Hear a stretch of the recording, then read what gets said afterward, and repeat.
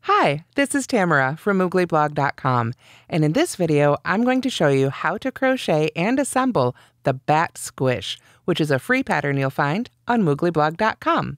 Please go to the link in the description where you'll find both right and left-handed video tutorials, as well as a link to the written pattern and the other tutorials you may need to complete this pattern.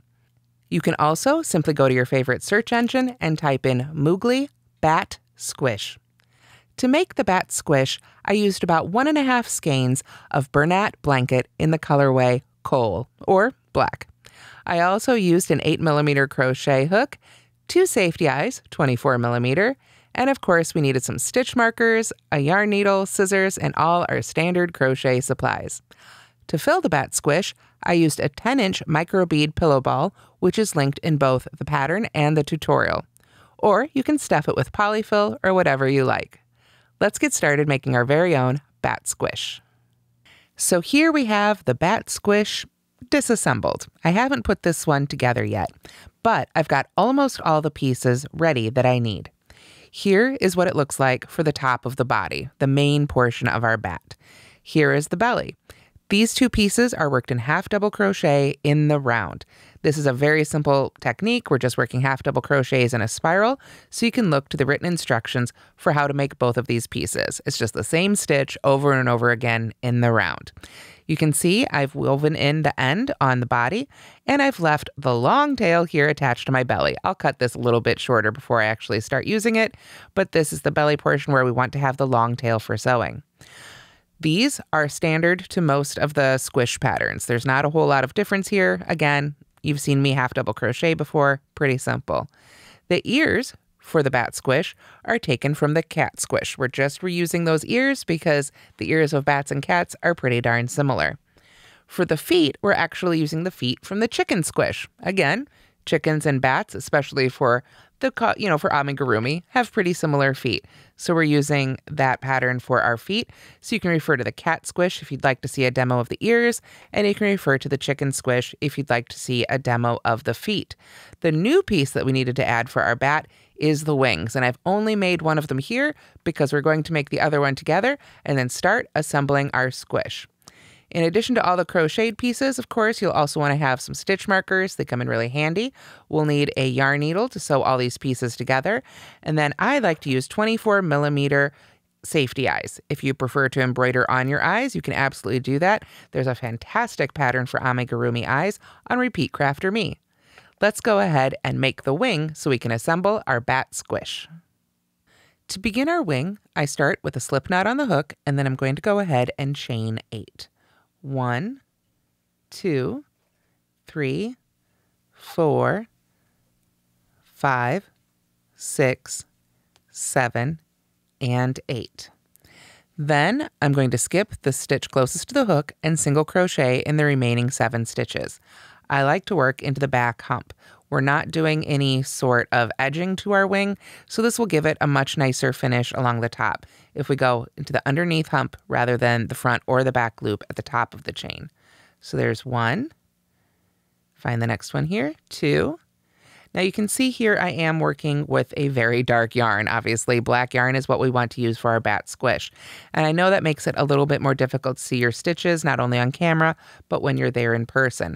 I want to ensure you it is a little bit easier in person. The big tips I would have are using a nice bright light, like you can see I have here. A white background helps quite a bit. Even just putting a pillowcase or a piece of paper or something on the table or on your lap can be a big help. But also don't be afraid to use your fingers. I can feel where that next hump is on the back of that stitch. I know right where to put my hook. So go ahead and use all your senses when you're crocheting with black yarn, and of course some bright light to help your eyesight as well.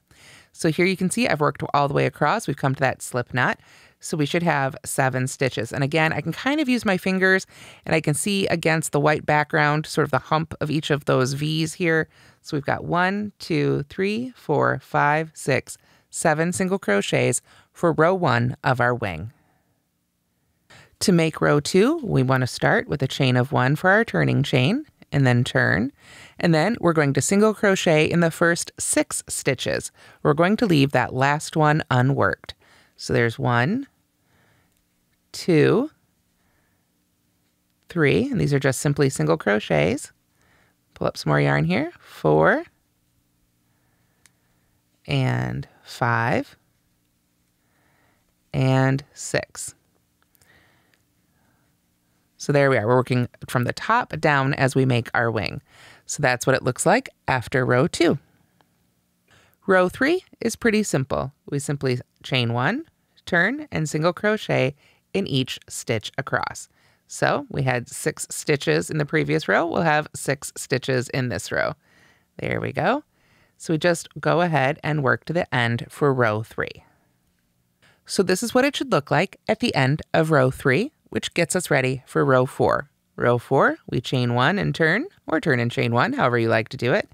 And then we're going to single crochet in the first 5 stitches. I think you get the idea. This is creating that scalloped look on the edge of our wing here. We're just not working all the way across. We're leaving that last stitch unworked. So that should be 5. Let me get that yarn untangled there and double check. 1, 2, 3, 4, 5. We're all right there.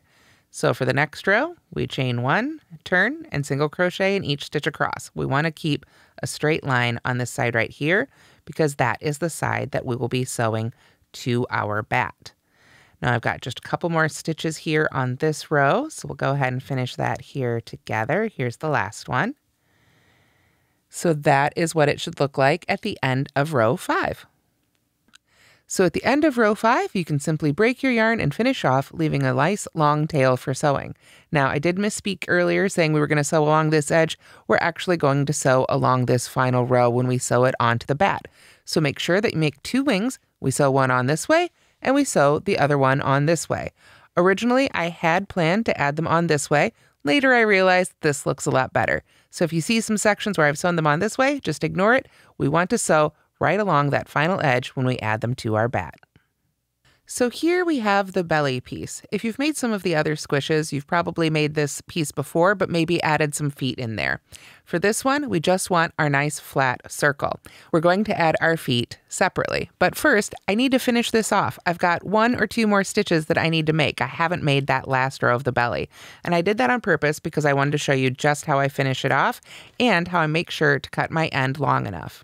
So what I'm going to do is I'm going to go ahead and pull my hook back in here and put it in that active loop. So now we can make that last round of the belly together.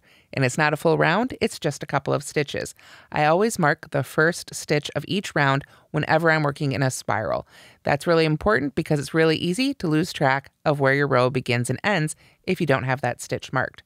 So for the last row, I'm going to go ahead and put a single crochet in that very first stitch. And you can go ahead and move that that stitch marker up if you'd like into that new first stitch here. Then we slip stitch in the next stitch, like so. And now we're going to cut our yarn and do an invisible join or seamless join to that very next stitch. But we want to make sure to cut our end long enough to be able to sew this belly to the body without having to get another piece of yarn and weave in more ends. So what I like to do to make sure that I'm going to have enough to sew it in, I know I'm going to be sewing through each of these stitches, attaching them to the body. So I'm going to take the end of yarn, still attached to what's left of my skein here, and let me get that kind of straightened out here. I'm just going to go right around the perimeter. Kind of wants to hide underneath there, but there we go. You can see I'm just going right around that circle. And I usually go about 2.5 times. 3 times if I know there's going to be a lot of sewing and I just want to make absolutely sure. But 2.5 times is usually plenty, right about there. So that gives me a good spot to go ahead and cut my yarn. Now I may have some extra, might end up wasting a few inches, maybe a foot or more, but I'd always rather have a little extra than have too little. So after cutting my yarn, I'm just going to lift up with my hook, create a big loop there, set the hook aside, and then just pull the rest up through with my fingers here. It's a nice long strand. We don't want to make sure it does not get tangled. Then I'm going to take that end, put it on my yarn needle. We can go ahead and put that all the way on there quite a bit. And we're just going to sew into this very next stitch. We just want to give this belly a nice even row to sort of step down with. Whenever we're working in a spiral, you need to think about how you're going to finish it off. And this is my favorite way, really. So I just go right under that next stitch as if I was going in with my hook, but I did it with my yarn needle here. And take your time with this long, long end and pull that all the way through. There we go. And then just come right back into the center of that previous stitch. I know it's a little hard to see here, but you'll be able to see it on your own project pretty easily. And of course, if you can't, it's black yarn. Just tuck it in there wherever you like, whatever looks good. There we go. And now you can see I've got a much more smoother join there, and I've already got this needle here if I wanted to sew it on. But before we sew it onto the body, we need to add our feet. Okay, so to add the feet, I always like to think of that single crochet or where we did our last stitch of each round as the back of whatever creature I'm making. It just makes it a little easier to line things up. There are a few exceptions out there, so if you're making something else, be sure to read those instructions. But for the bat, we're going to use this as sort of our back end of the bat. So now we're going to take our feet, and I know it's black on black, so it's a little hard to see here, but we've made 2 feet just like our chicken feet. And you can see here I've left a pretty good length of yarn at the end of those as well. So these are maybe just a hair different. I don't think they're terribly different from each other. If you wanted to flip one over so they kind of mirror each other, that works absolutely fine.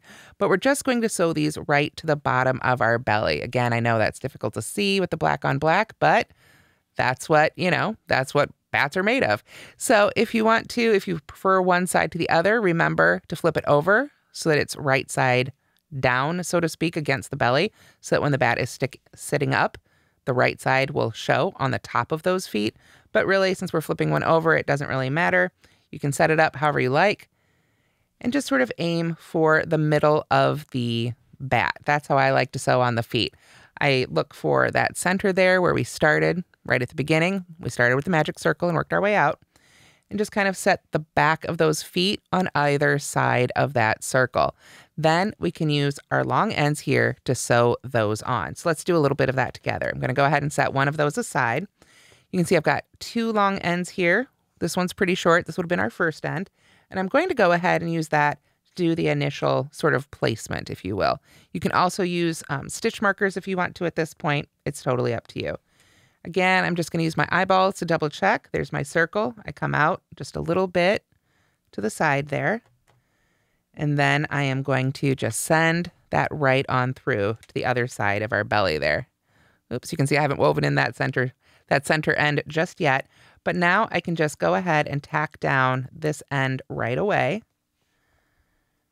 And I can weave in those ends a little bit better later. I'm just going to kind of put it somewhere right now so that it's holding that foot in place. And then we can come back to the belly side, find that longer end, and really start sewing it on. Now, I don't like to sew around all the way. I like my toes, if you will, to flap free when the squish is standing up.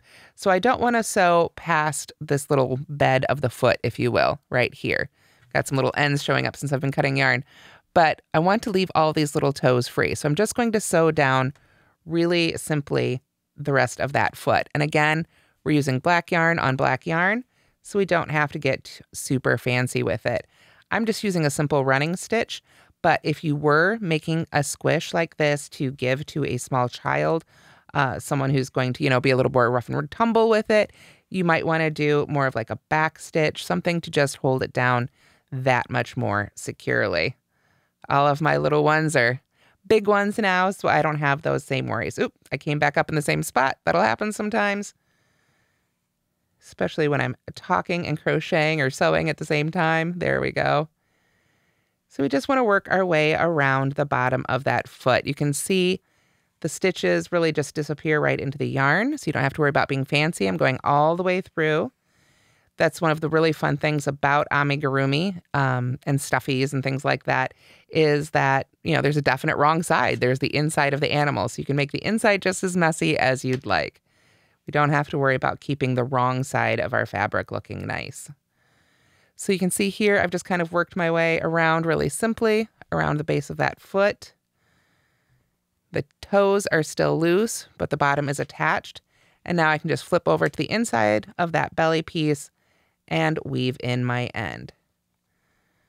And now I can take the time and really weave in both of those ends that I know, now that I know I've got the foot someplace that I like it and I'm not going to go ahead and try and move it. So weave in all your ends for the first foot, and then you can add the second foot right on the other side of that belly. And now I've sewn on my second foot. The belly and the feet are all ready to go, so we're going to set those aside and work on the body. So now we've got the body piece. You can see I've kind of squished it down here on the table, but it's nice and big and ready to fit our 10-inch ball or whatever stuffing we like to use. Now, when I make my creatures here, I like to start with the eyes and sort of build out from there. So for the eyes, I'm using 24mm safety eyes. Again, you can use sewn on eyes or embroidered eyes or crocheted eyes, whatever you prefer, or even a different size. Again, we're doing black on black. I wanted to keep it spooky. But if you wanted to, there are eyes that have sort of more of a standard human pupil, if you will. And you could absolutely use those as well. Change the size. Definitely make this bat your own. So here I've got my 2 eyes, and let me pull out a couple of the backs here. If you haven't used safety eyes before, they're very simple. They're very secure, but as you can see right on the package, they're for ages 3+. Theoretically, with enough finger power, you could pull them out of the fabric, and then it could become a choking hazard. For regular wear and tear, I think safety eyes are absolutely perfect. So for the placement, again, personal preference. You kind of arrange your face however you like to do it. I'm going to go down to somewhere between rounds 13 and 14. So I start counting from the top. Let me find that first magic circle here, right there. So that would be row 1. See, 1, 2, 3, 4, 5, 6, 7, 8, 9, 10, 11, 12, 13. So I'm going to just kind of use a stitch marker here real quick to mark row 13 for myself. There we go. And then I go back and sort of straighten it all out. Let me get all those little fuzzies off there. There we go. All right. So now I want to do the same thing I did with the belly. I want to use that single crochet from our last row or round to mark the back of my bat. So I kind of visually, it doesn't have to be perfect. So I just visually sort of put that in the center and then straighten out our front. The top will kind of bow this way or the other way. It doesn't really matter. We're only worried about right here right now. So we want to get that kind of nice and flat, getting that right about in the middle of the back. This I just happened to put pretty nicely in the center, but it could be anywhere. It's just marking row 13 for me right now. So when I say I put it between row 13 and 14, essentially I want to look to put it where row 13 is worked in, or where I should say where row 14 was worked into row 13. Right there where the 2 rows come together is a nice spot to put your safety eye. I don't like to try and split a stitch. I like to put it kind of where another stitch is worked into another stitch, so to speak. So I find that the best spacing between the eyes is around 7 to 8 stitches. If you want them a little closer, if you like that look, that's fine. A little farther apart, that's fine too. But I'm just going to go ahead and pick up one of my eyes. And we're just going to go ahead and call this the center. This seems like a really good one to go with. So we've got 1, 2, 3, 4. We'll go 4 out this way. And let's go ahead and stick our first safety eye in. And then we'll count out this way. 1, 2, 3, 4. And put it in right here. And see how that looks. Do we like the way that looks? Does it seem a little too close? Does it seem a little too far apart? I'm going to pull this guy out of here so he doesn't interfere with my literally eyeballing the eyeballs here. I think that looks pretty good, but I think I might like it just a little bit wider. So let's set them out one on each side. We'll move this one out one. That looks pretty good. Let's try moving this one out one. Again, like I say, this part doesn't need to be perfectly centered on the back. It's just a good jumping off point, so to speak. There we go. There we go. So I think I like that better, a little bit further apart. So now we've got 1, 2, 3, 4, 5, 6, 7 stitches, maybe an 8th one there, depending on how you count it, in between those 2. But you can see I've literally eyeballed the eyeballs. You just play with them until you've got them where you like them. I did not add, or I don't plan on adding, since we've got the real thing right here in front of us, a smile or anything like that to the bat. But if you wanted to sew in a smile, you absolutely could. You could also add little triangles for fangs, turn it into a vampire bat. Again, feel free to personalize it however you like. Once you've figured out where you want your eyes to go, before we put on those backs and make it permanent, I always like to just kind of grab the other pieces and, again, for lack of a better term, eyeball it. Kind of hold these up to the sides here, hold up our wings, See, yeah, that looks pretty good. That looks like a good placement. I think I like that a lot. You know, you can hold up your ears and say, you know, how does that lay together? How does that space out? I like it. If you like it, if you're happy with it, then stick with it. If you want to move them around, oops, you can absolutely move them around as necessary. So let me find that other back there. Get those sorted out. So now once you've got them in place, we like where they are, we'll go ahead and add the backs. And I don't know if you can see here on camera, there's a little bit of a curve. It sticks out further on this side than it does on that side. We want the side that sticks out a little further to be inside. We want to put the dip up against the eye right there. It's a little easier to see from the side. So all we do to secure our eyes, I'm going to push that one in to make sure I don't lose it while I do the other one here. There we go. Is find that back and just push right on down. Might take a little bit of hand strength. There we go. But I don't know if you could hear that. There was a little snap and it just slid right over that post. Now it's nice and secure. Luckily, this one didn't fall out while I was doing that. And I can come over here and add the other one. Again, just need a little bit of thumb strength. Get that out here so you can see it. Push on both sides. There we go. Like I say, sometimes you really have to use your hand strength there. Ask for help if you need it, but get it pushed right on down. You can see just with all that hand strength it took to push it on, just how safe and secure that's going to be. So after you've added the eyes, it's time to add the ears. I've woven in that first end just a little bit. We don't have to trim it down too much. It can stay up inside the ear if needed, but I did make sure to cut a long tail at the end so I can sew them on. Again, if you forgot to do that, you can just cut another strand of yarn and sew them on. Not a big deal.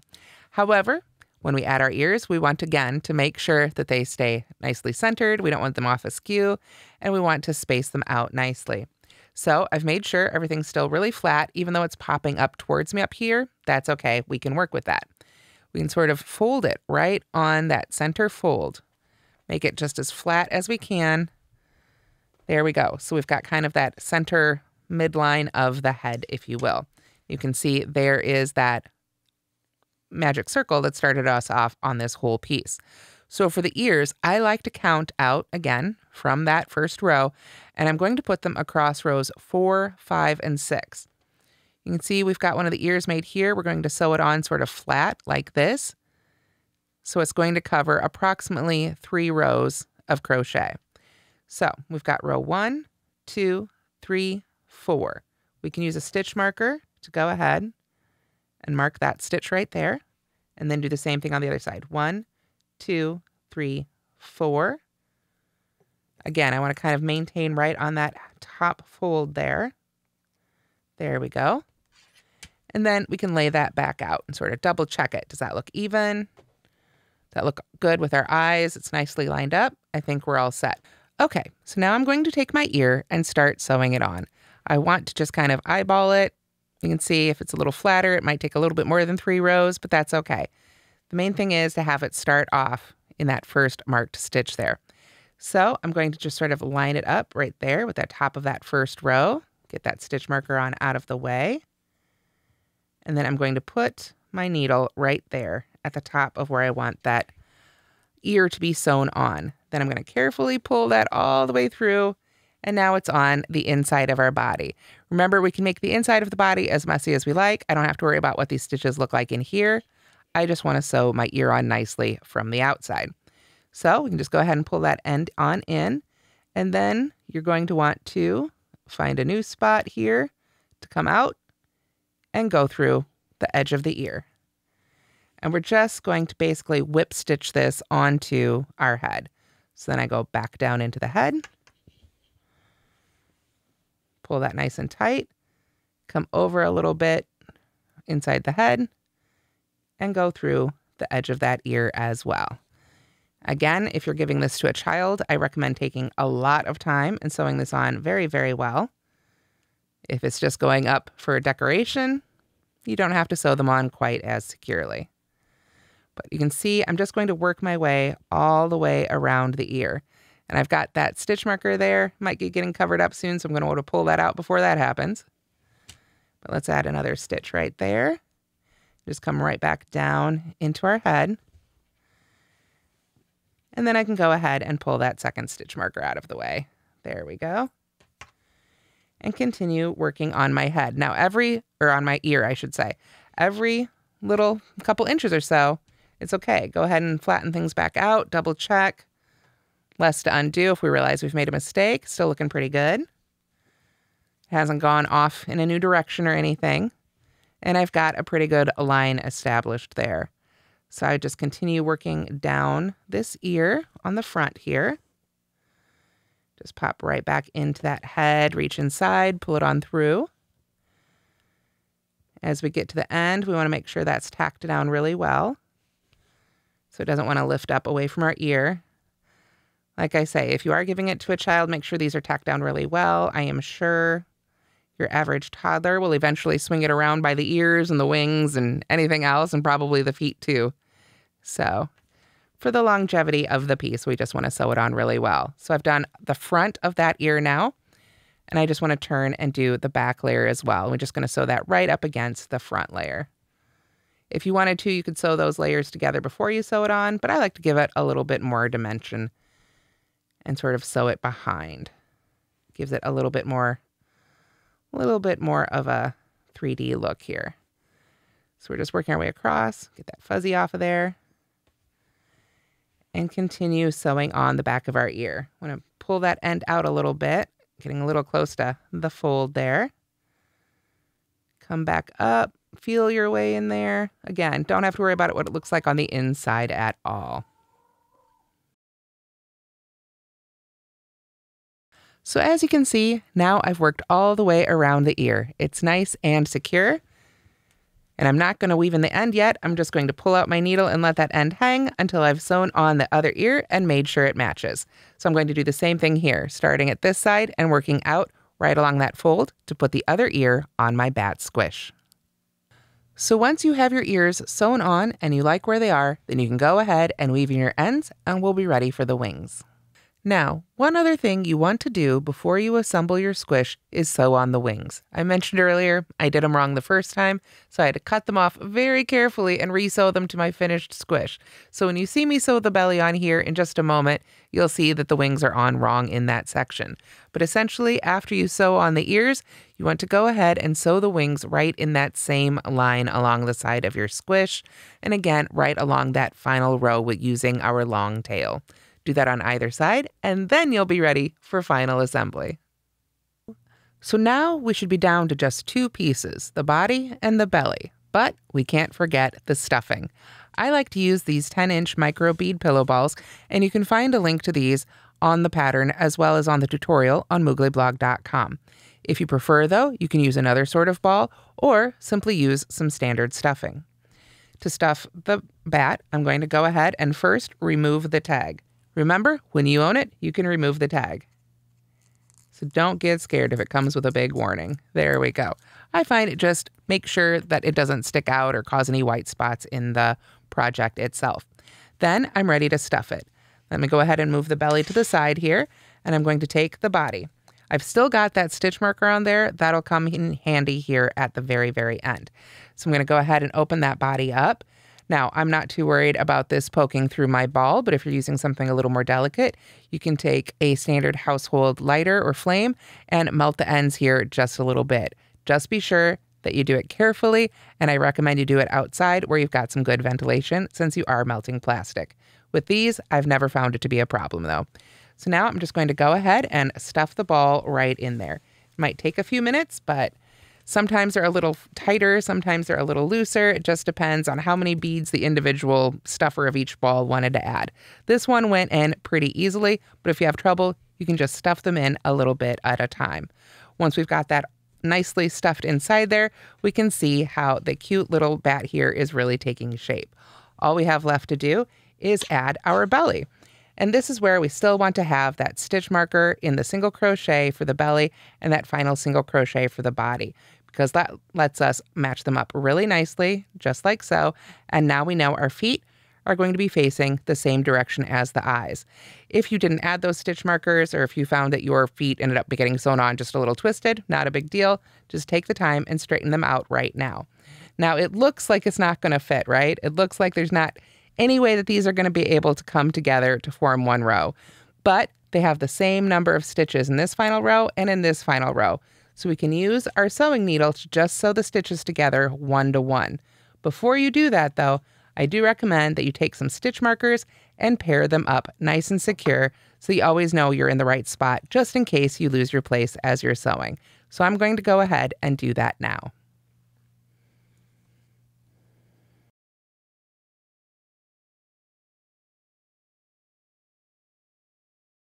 So here you can see I've managed to attach the belly to the body. Yes, there's a little bit of strain on those stitch markers, but as we sew, I promise it'll all come together. It always does. Now, before you start sewing though, this is a good chance to check. Do you need to shift that belly a little bit? Is it lined up with your wings and with your eyes, with everything facing forward? Make sure your toes are under your eyes and not under the rear end of your bat. But with all that attached, if everything's all lined up, then we can go ahead and start sewing it together. So with this very long end on your yarn needle, we can go ahead and start just whipping these ends together. And again, it's just the whip stitch going right through pairs of stitches all the way around. We've got our tail end still attached to our belly here at the back. It looks like it's attached to, maybe just the stitch right before that stitch marker. So we'll go ahead and put our yarn needle right under that matching stitch below. Get that pulled through here. And as you go through and sew this belly onto the body, the main thing is just to take your time and make sure that you don't end up tangling this very long length that you're sewing with. So we just want to make sure that we pull each one of these stitches through. Every time we come to a pair with a stitch marker in it, we can go ahead and remove that stitch marker and set it aside. And then just pull right on through. Again, take your time and make sure you get all that yarn pulled through that pair of stitches. Then you can just move right on to the next pair, go through one layer, and then the other layer. And I'm going under the top two loops of both of those stitches with each of, well, these stitches. Again, with all that length at the beginning here, we just have to take our time and pull it all the way through. And then you can just move right on to the next pair. And we're going to continue sewing all the way around. Now, since I'm using the long tail end from the belly here, there's not a first end of this to weave in, but I will need to make sure to weave in this end after we get all the way through. Now you can see here, I wasn't paying enough attention and it started to tangle a little bit. So you just want to take your time if that happens. There we go, and pull that all the way through. And then just continue sewing through both layers all the way around. And I'll see you as we come around the edge here. And here we are with just the last few stitches to sew together. Now, if you get all the way around and find out you were off by one stitch, you could, theoretically, pull all these loops out and start again. Or you can fudge it. Sew together 2 stitches to 1 stitch. It'll be fine. And anybody who's inspecting your crochet that closely is just looking for mistakes anyway. We don't call those people friends. Let's pull that through. There we go. Let's see, it looks like there's still a little bit of a hole there, so I might take 1 extra stitch just back through that first pair again if I feel like it needs it. There we go. And now it is all nicely sewn on. You can see the yarn really stretches to bring that seam together, and especially in the black, it just disappears with our whip stitch there. So now all we need to do is weave in this end. So this is the very final end here. We just want to kind of take it inside, along the inside of some of these stitches, pull it through. And this is a pretty fuzzy yarn, so, we don't have to weave it quite as far as we might want to weave in something that was really silky and smooth. The texture of this yarn itself will help hold it together. But nonetheless, we want to go a couple of different directions. And I'm just running my needle right along inside here. So I just came this way, so now I'm going to go this way with my needle. I want it to be inside the stitches, but not being able to seeing it too much. Again, the black yarn makes it a little easier to hide some of our sins here. But once we've got it pulled through, and you can see I had a little extra yarn on here, but again, I always like to cut a little extra. Make sure we get that end through there. There we go. When we feel like it's nice and secure, it's not going to go anywhere, we can go ahead and cut that end. To do that, when we go to cut this final end, we want to make sure that we don't have, a little bit of it sticking out of our finished project. So we want to make sure, let me get this against the table here so you can see it really nicely. I'm going to pull up on that, give it a lot of tension, cut it as close as I can to the fabric, And then we'll just give it a little squish here, and that end should pull right back down nice and inside. And with that, we have finished our very own Bat Squish. I always like to just reshape it a little bit, with all the sewing and things, it gets a little crazy. So we just do sort of a little hand blocking, basically, make it look all nice. And there we go. One Bat Squish, all ready for Halloween. And that's how to crochet the Bat Squish. It is a really fun pattern to make. And as you can see, it really uses only the most basic stitches. I hope you'll give it a try. Thanks so much for watching, and don't forget to like and subscribe. And have a happy Halloween!